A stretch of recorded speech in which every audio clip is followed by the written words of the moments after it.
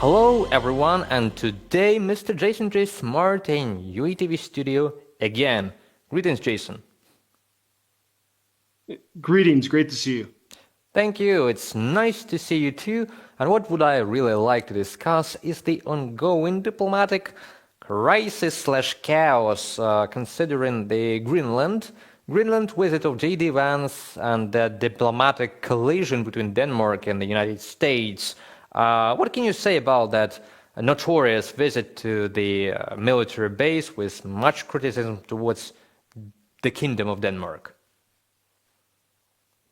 Well, I think it shows just a total lack of understanding of what's happening. I don't know what JD Vance or Donald Trump thinks Greenland is.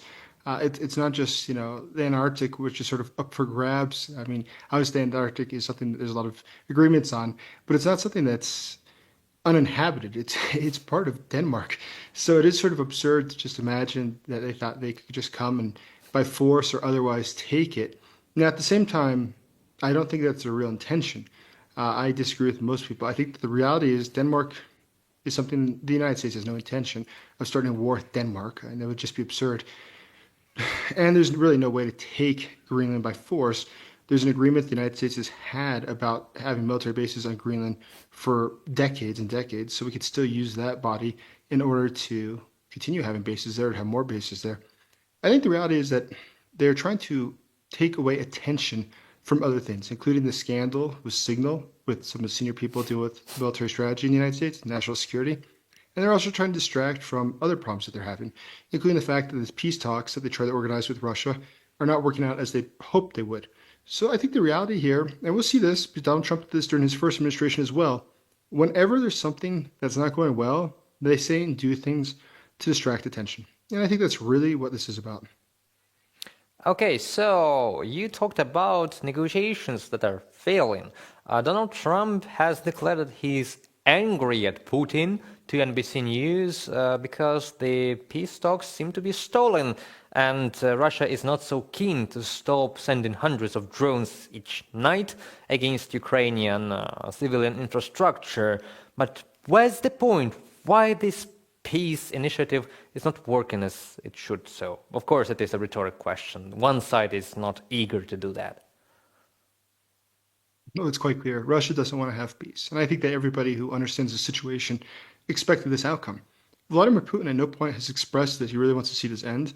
U.S. intelligence, even last month and this month, was saying that it appears that Russia's goal has not changed, which is to continue to pillage Ukraine and to overtake the country. And there shows no signs of slowing down.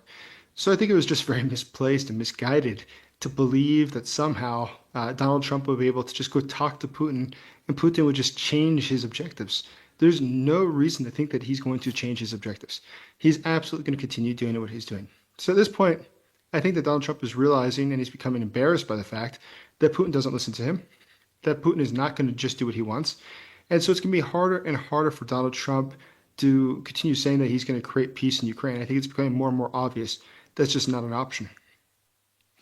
Well, that might not be the option right now, but maybe later we will see some developments. And some countries are really against any ceasefire talks in Ukraine. Those are the Baltics, and their ministries of defense have declared that a ceasefire or stallment of any military activity of Russia against Ukraine will free hundreds of thousands of Russian soldiers from the front, which can be used to attack the Baltics. And I'm really not that sure that the Baltics will be able to gather Allied help soon enough to hold Russians back. So it might be a tragic outcome with the already third occupation of the Baltic states in the last 100 years. So the reality is, I don't think that Russia will try to overtake the Baltics at this stage. I don't think that it's something that they would exclude in the future. But at the present, I don't think that would be what they would want to do. The fact is that Russia at this point, I think, learned a very painful lesson, which is that it's extremely expensive. It's extremely costly, both in lives as well as in money, to try to take over a foreign country. And to take the huge risk of then starting a war with NATO countries, which could directly respond with troops, would just be too much risk. And ultimately, why I think that's important is obviously Vladimir Putin doesn't care about his own people. Obviously, he's willing to take a risk. And if he's not punished for what's happening in Ukraine, then absolutely, I think there's a very good chance that he will be more aggressive in the future. But at the same time, it's much cheaper, much easier to manipulate countries. We see how that Russia is trying to steal elections just recently in Romania. We saw the same in Georgia. We saw the same in Moldova. And so Russia has realized there's ways that you can operate within these democratic countries to try to manipulate the outcomes to the best interest of Russia. And I think that's much cheaper and much easier for them to do than it is to physically try to take the territory of the Baltic states, especially at this point in time where the Russian military is very beat up. So if that were to happen, I think it would be at a future point. Well, let us hope that that will never happen, and we kind of monitor the Russian intent to return to world economy. They asked to release sanctions literally on each negotiation meeting. On the one hand, they're saying that no, sanctions are good for Russian economy, and on the other hand, they say, well, let's do business as we did it before. That signals, signals about bad processes in Russian economy at all. But still, I believe they have to show them up because visually right now and at the front line, Russia is preparing new offensives against Ukraine. Absolutely the case. I mean, the reality is that Russia is taking advantage of the situation, and it's doing it because the United States allowed them to do so. Right? It's really that simple. Donald Trump gave away a lot before negotiations began. For reasons that I can't really understand, thinking that asserting that Ukraine will not join NATO, cutting off intelligence to Ukraine for a period of time as well as arms, was somehow going to, convince Russia to come along. But it's had the opposite effect. I mean, Russia interprets this as being weakness on the side of the United States. The United States is not committed. And that's something that, and it's ultimately sent jitters throughout Europe, something that all operates in Russia's interest. And I think that it shows once again the catastrophic foreign policy of this administration so far.